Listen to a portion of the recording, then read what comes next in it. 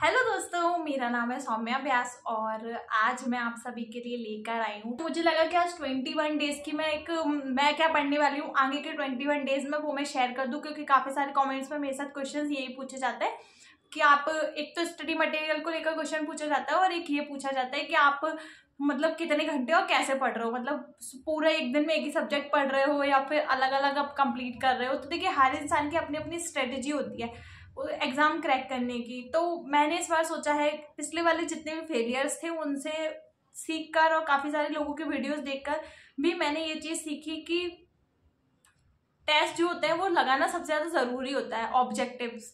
तो इस बार जो है ऑब्जेक्टिव पर ज़्यादा फोकस करना है। तो अब 21 डेज में क्या क्या करना है उसके बारे में मैं क्या क्या करूँगी ये चीज़ मैं आपसे शेयर कर रही हूँ। तो आइए वीडियो शुरू करते हैं। देखिए, सबसे पहली बात तो मैं आपको बताऊंगी 21 डेज बचे हुए हैं। इसका मतलब ये है कि आपको सबसे पहला ध्यान देना है एमपी पर। एमपी की इकोनॉमी, परीक्षा धाम से पढ़ रहे हो आप या फिर आप निर्माण से पढ़ रहे हो, अर्थव्यवस्था मतलब वही, और साथ ही साथ संविधान और ज्योग्राफी वाला जो पार्ट है, मतलब टोटल जो एमपीएस कला संस्कृति वगैरह जितने भी टॉपिक्स एमपी के हैं करंट मिला के। करंट के लिए मैंने तथ्यवान यूज़ किया था।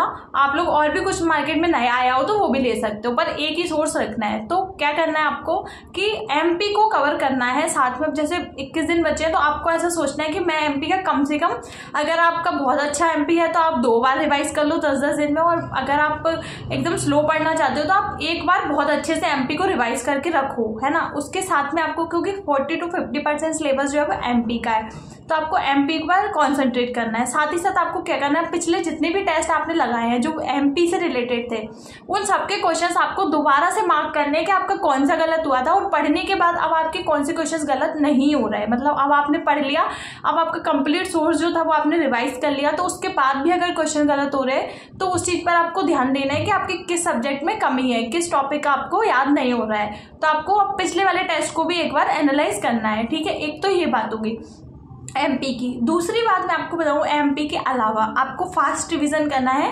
पॉलिटी का। पॉलिटी जो है उसमें काफ़ी कम टॉपिक्स हैं, जैसे कि संसद हुआ, मतलब राष्ट्रपति, और ये लोकसभा, राज्यसभा, आगे की टीपीएसपी, नागरिकता वगैरह, तो काफ़ी कम टॉपिक्स है। तो आपको पॉलिटी जो है, अगर आप पर डे पढ़ रहे हो तो 2-2, 3-3 टॉपिक करके पर डे पढ़ लो, और अगर आप ऐसे 2 दिन पॉलिटी को दे रहे हो तो 2 दिन पॉलिटी को दे दो। मैं पर डे पढ़ रही हूँ हर चीज़ को, तो मैं पर डे पढ़ती आ रही हूँ कि 40-40 मिनट हर चीज़ पढ़ना है, तो मैं हर डे पढ़ रही हूँ कि पॉलिटी अब मेरी खत्म होने वाली है कल, तो उसके बाद मैं दोबारा से पॉलिटी का रिवीजन करूँगी।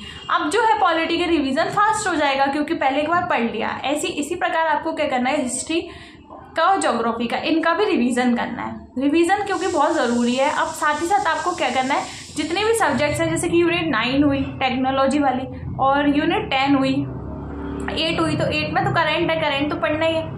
करंट के आप स्पीडी में समय बर्बाद ना करें ऑब्जेक्टिव लगाने में और 1 लाइनर फैक्ट पढ़ने में। आगे के जो 60 पेज है ना उनमें से भी काफ़ी कुछ करंट आ जाती है, तो आप लोग ऐसा कर सकते हो कि करंट जो आगे के 60-62 पेज है ना उनको पर डे 10 पढ़ के खत्म करो, मतलब उसको खत्म करके उसका 1-2 बार रिवीजन कर लो। तो आगे के 60 पेज जो है स्पीडी के वो पढ़ना है, उसको जल्दी जल्दी खत्म करिए। और ऑब्जेक्टिव का मैं आपको बताऊं कि ऑब्जेक्टिव का क्या करना है, जैसे कि आज मैं अभी गई थी तो मैं ये लेकर आई हूँ, तो ये FLT आए हैं आकार के इसमें, और कुछ अदर टेस्ट आए हैं यूनिट वाइज। तो ये जो अब लास्ट की चल रही है, तो पर डे आपको एक FLT लगा के खुद का एनालाइज करना है कि आप कहाँ तक आ गए हो तैयारी में और आपके कितने नंबर आ रहे हैं। नंबरों से सिर्फ और सिर्फ ये नहीं होता है कि आपके नंबर बहुत अच्छे आ रहे हैं, आप मतलब तैयारी बहुत अच्छी मान रहे हो, पर अगर कम नंबर आ रहे हैं आपके तो आपको डीमोटिवेट नहीं होना है। बस आपको क्वेश्चन लगाते में ये देखना है कि आपका जो पढ़ा हुआ है वो गलत हो तो नहीं हो रहा, जो ईजी है वो तो गलत नहीं हो रहा, जो मतलब एग्जाम में आ सकता है, पहले भी आया हुआ है, आपने पढ़ा, आपने फिर भी गलत कर दिया, तो उन चीज़ों पर आपको ध्यान देने की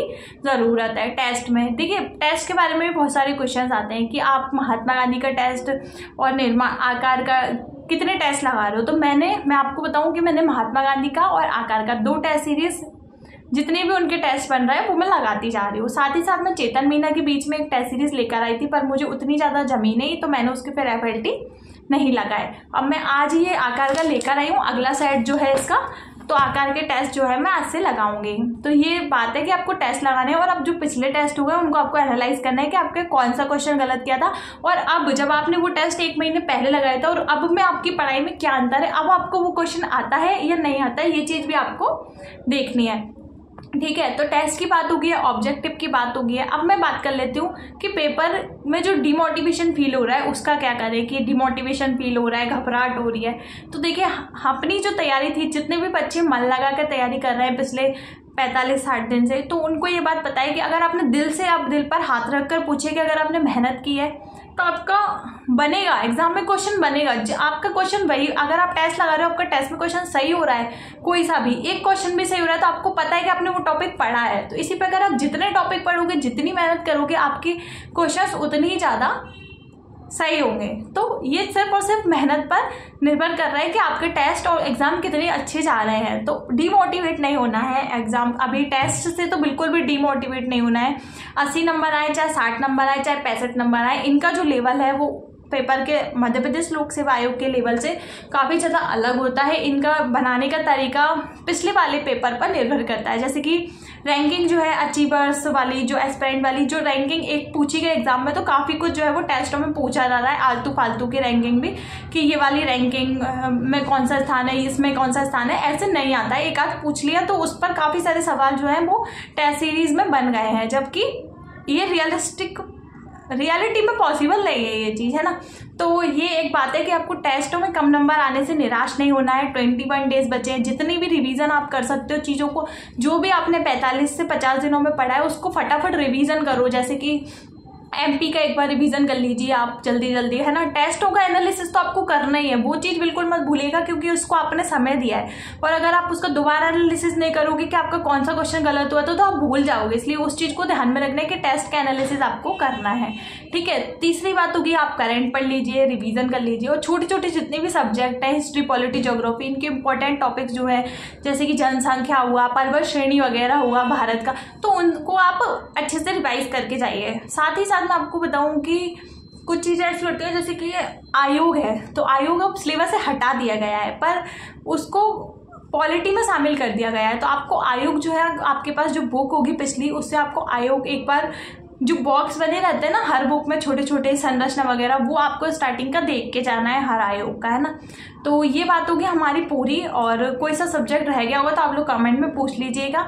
अब मिलते हैं नेक्स्ट ब्लॉग के साथ में। आज जो तपस्या के दिन चल रहे हैं उनमें से आज मैंने ये एक वीडियो बना दिया, मुझे लगा कि शायद ये ज़्यादा हेल्पफुल रहेगा, वो तो मैं पर डे डालती हूँ, तो आज मैंने ये बना दिया, तो शायद आप लोगों को मोटिवेशन फील हो, और मेरे को भी मोटिवेशन फील होता है आप लोगों से बात करके, और अच्छा लगता है कि मैं अपना जो कर रही हूँ वो मैं शेयर कर रही हूँ। तो काफ़ी लोग जो है वो मुझसे एज में छोटे हैं, तो वो काफ़ी कुछ पूछते हैं कि दीदी आप ये कहाँ से पढ़ रहे हो, ये कहाँ से पढ़ रहे हो, तो मुझे बहुत अच्छा लगता है बताने में उनको, और मुझे भी खुशी होती है कि चलो मैं किसी की कुछ हेल्प कर पा रही हूँ।